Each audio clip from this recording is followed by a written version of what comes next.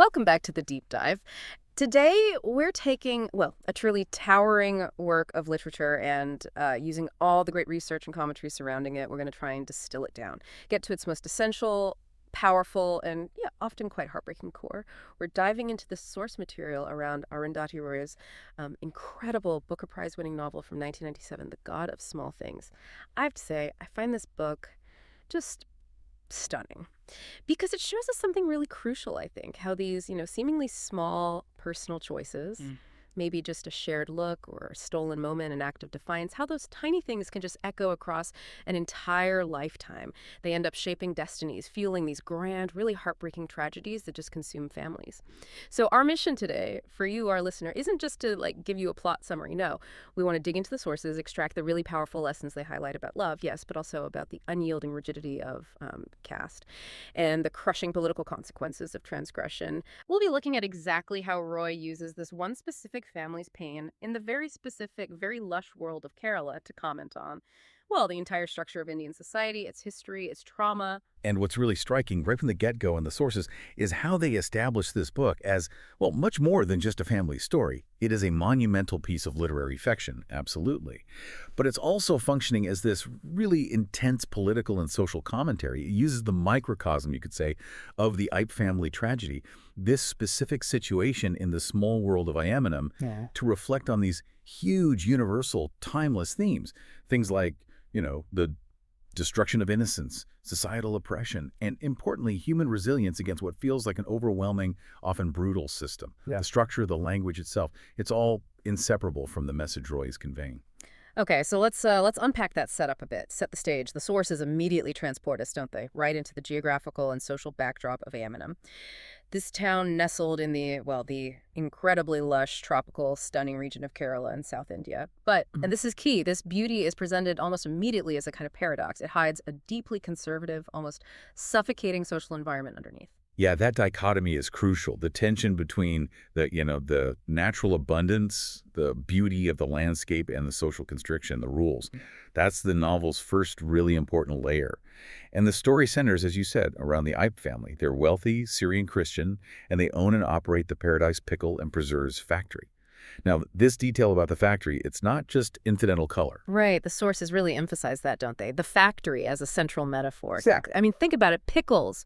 What are they? Commodities that rely on preservation. It immediately suggests something bound by tradition, something stored away, maybe hidden, and critically, something that can, well, often sour beneath the surface if it's not handled quite right. The M family, this relatively powerful, wealthy minority in Kerala, they're desperately trying to preserve their wealth, yes, but also their status, their rigid set of expectations, making absolutely sure that nothing from outside the acceptable class structure can contaminate them.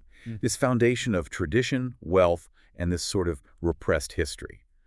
It creates this highly pressurized atmosphere. It's a launching pad, really, for the conflict that feels almost inevitable. And that pressure, that sense of inevitability, it leads us directly to the novel structure, which is, well, it's celebrated, but it can be challenging for readers, right? The narrative structure. Roy doesn't tell the story chronologically, not at all. Instead, the narrative is defined by this constant nonlinear storytelling.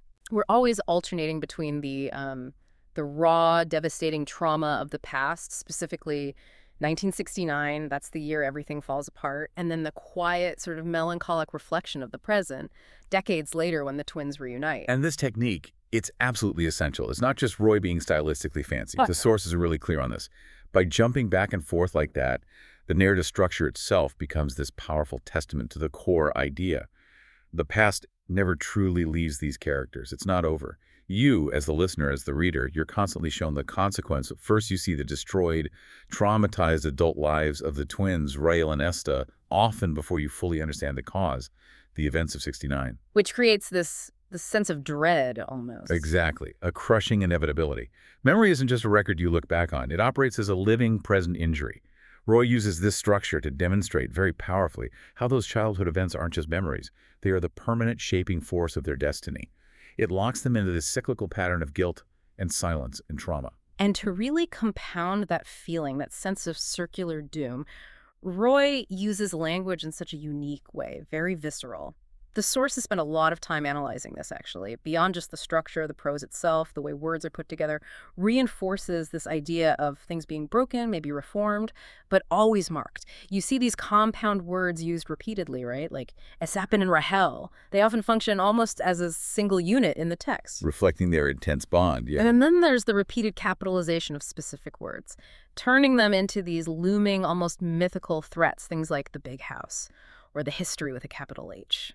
That linguistic innovation is so key. It gives the reader, it gives you immediate access to the twins' worldview, how they perceive things as children. Their language is this blend, isn't it? It's got adult complexity mixed with this very childlike literalism, this way of seeing things very directly. And it forces us, the readers, to see the adult world's cruelty, its absurdity sometimes, through the eyes of innocence that's being corrupted. And right at the heart of this volatile, beautifully described, and linguistically innovative environment, we have the core family unit. It's tense. We have the fraternal twins, Rahel and Esta. As you said, they share this incredibly intense, almost telepathic emotional bond.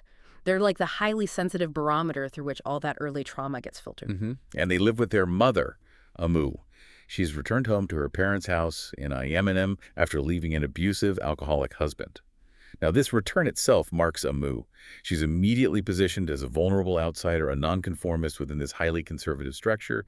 She's constantly judged for her existence, really, for her divorce status, and simply for being a woman who dares to want some agency, some life of her own. And surrounding them, you have these three pillars of the extended family, and they often act as the judgmental agents of societal repression, don't they? You've got Mamachi, the aging matriarch, kind of clinging to the old ways. Chaco, the uncle, who's Cambridge educated, but maybe not as worldly as he seems. Right. He has his own issues, his own hypocrisies related to class and gender. Definitely. And then, perhaps most instrumental in the tragedy, there's Baby Kochama, the great aunt. Oh, Baby Kochama. She is particularly important, yes, Right. because she really embodies the unwavering gaze of society and tradition, but also, crucially, internalized colonialism. The sources point out her backstory, this unrequited love for an English priest decades earlier. And since then, she seems to have devoted her life to bitterness and this incredibly rigid adherence to social rules. She views anything outside of convention, especially Amu's independent spirit, her desires as a direct threat to her own very painfully constructed social standing. She becomes the psychological mechanism, really, that transforms private shame and fear into public violence. Okay, so the stage is set, the pressure is building, and this is where the engine of the tragedy really starts to turn, back in 1969. The sources are absolutely crystal clear on this point. The central, the unforgivable transgression that sets everything ablaze, it's Amu falling in love with Velutha. Now, to maybe a modern reader or someone outside that context, this might seem like just a romance. A difficult one, maybe. But in Yemenem, given that specific social context, it's instantly recognized as something far more dangerous. It's like an act of war against the entire societal structure. Absolutely. The novel just drives home the intense, almost existential social challenge this relationship represents. It's not just forbidden, it's literally unthinkable to the Ayai family and their peers. And the core reason, is the crushing weight of the caste system. Yeah. This is where the novel's really intense focus on the theme of caste and social discrimination just comes roaring to life. Velutha belongs to the Paravan caste. Now, the sources note, historically, this caste was designated as untouchable, considered outside the clean boundary of respectable society. And while the practice of physical untouchability was legally abolished in India by this time. The social reality was very different. Exactly.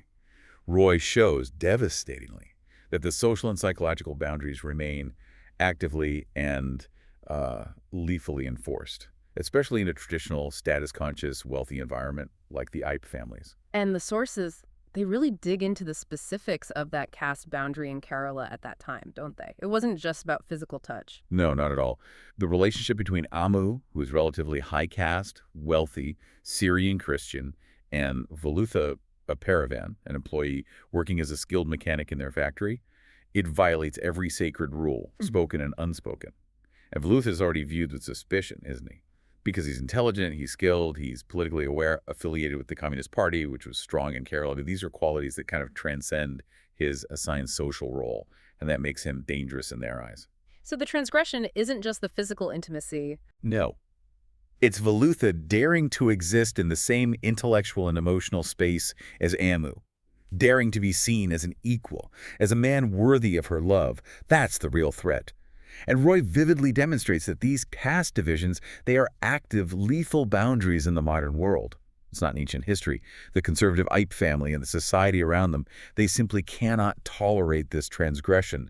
They feel that the destruction of their love and ultimately the destruction of Velutha himself is almost this ritualistic necessity. To restore the societal order, what the book often calls the history, with that capital H again. It's chilling. It is. Roy is showing us precisely how India's caste system, even in a so-called modern context, acts as this mechanism designed specifically to violently destroy human lives and love whenever those boundaries are tested. So that immense social tension provides the highly pressurized environment, and then two immediate devastating events converge. They happen close together, and they just tear the family apart, leading directly to the climax. The first is the arrival, and then the accidental death of Sophie Mole. Mm-hmm. English cousin. Yeah, Sophie Mole is the twins' half-English cousin. She's Chaco's daughter from his failed marriage in England, and she's visiting India with her mother. Her drowning, it happens when the children are trying to run away, crossing a river at night in a small boat. It's presented as a pure accident, a terrible tragedy of circumstance. But, and this is crucial, in the toxic atmosphere already swirling around the family's shame over Emu and Velutha, this accident isn't just mourned, it is immediately, cold-bloodedly weaponized. Exactly. The sources make this connection very clear. The drowning incident becomes the perfect, almost undeniable tool to justify the unforgivable punishment of Velutha. Baby Kachama especially sees her chance. She uses the tragedy, twisting the facts, manipulating the terrified children into a horrific lie. Velutha is falsely accused of kidnapping the children, molesting Sophie Mole, causing her death. It's such a calculated, cruel move. Incredibly. Because this move shifts the narrative completely. Yeah. It takes it from being an internal family scandal, a Moose affair, which might have just led to her expulsion, her disgrace, and turns it into this major crime, an act of outright political and societal transgression that, in their minds, demands Velutha's violent, state-sanctioned death. It gives them cover. And the impact on the twins. Devastating. This is where the sources really analyze the corruption of innocence. Rahel and Esta, they initially try to protect Velutha. They know he's innocent. They love him. They try to run away, partly to find him, maybe warn him. But in their fear and confusion after Sophie Mole's death, they are cornered and manipulated by baby Kachama. They're pressured, terrified, into corroborating the false story against Velutha. Just children. Just children. Yeah. And the sheer weight of their terrified, childlike complicity in that lie, that becomes the lifelong scar they carry. It's the mechanism that ensures not only the family's destruction, but the total, irreversible corruption of the children's moral world. They feel responsible. And the resolution that follows. It's utterly horrifying, but as you said earlier, it feels almost inevitable given the forces at play. Velutha is found. He's brutally apprehended, yeah, and beaten to death by the police. The sources really underline the specific brutality of this scene. Roy doesn't shy away from it. The police are described almost as acting not on behalf of the law, but as agents of the established social order, carrying out the unspoken will of the Ipe family and their class. This is where those themes of consequence and injustice just crash together, isn't it? Absolutely. This act, the violent, state-sanctioned execution of an innocent man, based on a complete fabrication designed solely to uphold caste purity and the social hierarchy, it's the final catalyst. It irrevocably proves to the twins and to the reader that the world they inhabit is governed not by justice, not by truth, but by arbitrary, lethal societal cruelty. And the family's response afterwards. Silence and fragmentation.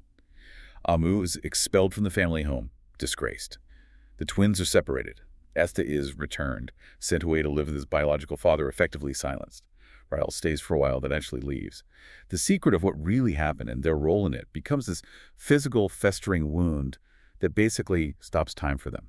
So that horrific climax in 1969, it doesn't end the story. In fact, it kind of is the story in a way. It shapes everything that follows. Exactly. The sources really emphasize that. The majority of the novel, in terms of page count and emotional weight, deals with the aftermath, the deep trauma, the cost of that enforced necessary silence. So we transition back and forth to the adult lives of Rahel and Esta. Years have passed. They've been separated. Esta's sent away, basically mute for much of his life. Rahel drifts through failed relationships and architecture studies abroad, both carrying the same unshareable trauma. And then they reunite, back in Yemenum. But their adult lives are just deeply marked, scarred by that unresolved past. They seem isolated, almost incapable of forming meaningful connections, unable to really navigate adult society. hmm And this speaks directly to that theme of memory and time, and also the pathology of silence, that nonlinear narrative structure we talked about. Yeah. It's crucial here. It refuses to allow the past to be neatly filed away as history. It's always present. The sources often describe the adult twins as existing in an empty house. Yeah. Physically, yeah, the big house in Aemon is literally derelict, decaying, but also psychologically, they seem emotionally vacant, hollowed out, deeply haunted. The guilt and the silence surrounding those traumatic events, Felutha's murder, Sophie Mole's drowning, their own forced complicity. These aren't passive memories. They are active, corrosive forces in the present. They prevent any natural forward progression in their lives. They're haunted not just by the violence they witnessed, but by the weight of their own compromised innocence and their lifelong inability to articulate the truth, even to each other, until the very end. Their adult inability to integrate, to function normally, it feels like a direct result of that childhood corruption. They seem stunted, trapped emotionally at the age of 7 when it all happened. And it's important, too, to look closer at that theme of love and transgression, because Roy shows how deeply the seeds of defiance and maybe the need for connection outside the rules were planted in their youth. And this leads to their highly complex adult relationship when they reunite. Obviously, the forbidden romance of Amu and Belutha was the biggest, most obvious crossing of the line, challenging that massive societal boundary of caste. That was the main event. Yes, the primary transgression. But Roy also explores the intensity of the twins' relationship itself as something, maybe not forbidden in the same way, but certainly outside the norm, intensely private. Hmm. Rahel and Esta share this bond that's so imaginative, so intense, deeply codependent in childhood. You said it. They were like one being. Mhm. Their forced separation was this violent physical rending, and their eventual reunion as adults, while it offers a kind of profound silent comfort, it also comes with its own deeply transgressive complexities towards the end of the novel. It reflects their profound alienation for the rest of the world. It's like having failed to find love or a place anywhere else, they retreat into the only pure, safe space they ever knew, which was each other. And that raises a really interesting analytical point the sources touch on. Why are all forms of intense, honest connection presented as transgressive within this specific society? It's not just the caste-crossing romance. It seems it's because they inherently threaten the rigid, established order of the Ait family and the society it represents. Even parental love, Amu's fierce protective love for her children, becomes transgressive. Her capacity to love outside the prescribed rules, her desire for happiness, that ultimately seals her fate and theirs. Because the family, the system, cannot tolerate the purity, the potential chaos of that feeling. It's like any genuine emotion is a threat. Almost, yeah. Anything that doesn't fit the pre-approved mold. Yeah. And to deepen that discussion, we really have to address the colonial legacy theme. The sources highlight this as foundational to the family's rigidity, their neuroses. It's not just traditional Kerala-Casteism or Syrian Christian conservatism at play here, though those are huge factors. It's a kind of hybridized, incredibly rigid class structure built on layers of post-colonial insecurity and aspiration. Yeah, the novel really shows the lingering British influence, doesn't it? And the resulting internalized oppression within parts of Indian society. We see it most clearly, perhaps, in Baby Kochama, her lifelong obsession with the English priest, her reverence for the English language, her garden. It's presented as a profound critique, right? She represents that generation, or part of it, that valued Western approval, Western culture, above almost everything else. And that leads to this environment where tradition and post-colonial insecurity mix really dangerously. Absolutely. The family's obsession with appearances, the insistence on rigid social hierarchy, the preoccupation with speaking perfect high-status English. These are all tools, in a way, of internalized oppression.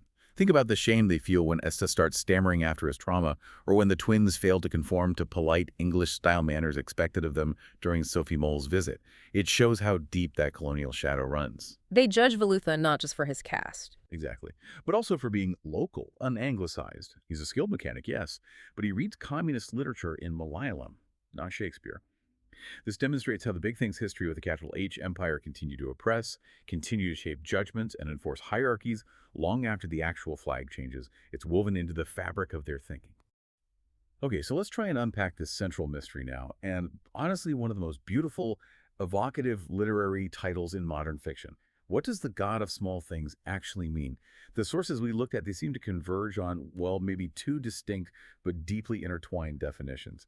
And understanding this really elevates the novel from just a tragedy to a profound artistic statement. Yeah, I think that's right. The first definition, the most immediate one maybe, refers to the power of the infinitesimal, the small stuff. It refers to how the smallest moments, tiny gestures, fleeting feelings, how these can define entire lives, shape destinies. Think of all the small sensory details that Roy just saturates the book with the sound of the rain on the corrugated iron roof, the specific taste of lemon drops, Essa remembers, the scent of the river mud when the children hide. These are the textures of life, the things that children cling to, the things that make up their world. And these aren't just background Not details. at all. Uh-huh. In this novel, the small things don't just add up. They become the single fragile points upon which these enormous political life and death consequences hinge. A fleeting moment of shared joy, of connection between Amu and Malutha by the riverbank.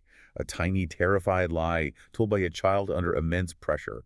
A small, overlooked detail about the faulty boat the children used. These small things are ultimately what determine life and death. And the narrative structure, jumping around in time, constantly emphasizes the immense weight of these fragile moments against the relentless crush of history, of the big things. And then there's the second definition, which feels maybe more profound in the context of the novel's politics. It's social commentary. The sources analyze the title as a symbol of a particular kind of love, a particular kind of defiance, one that actively rejects the jurisdiction, you could say, of the god of big things. So the god of small things is like the impulse towards pure, personal, maybe sensual connection, the kind of connection Amu and Velutha share in those stolen, secret moments of tenderness. It's the realm of the human heart, of imagination, of immediate feeling. It's intensely personal and, as the novel shows, inherently fragile in the face of power. Exactly. And conversely, the god of big things, well, that's the overarching structure. It's the massive, unyielding forces of society, caste rules, the law, or the abuse of it, the state police, and that capitalized history. The sources really draw this line. The small things are linked to individual human dignity, feeling, connection. The big things are linked to institutional power, inherited prejudice, oppression. Wow. What's so fascinating technically is how Roy, structurally and linguistically, connects the smallest details, a glance, a word, a touch, to the immense consequences. The devastating tragedy of Velutha's death, and the lifelong destruction of the twin spirits.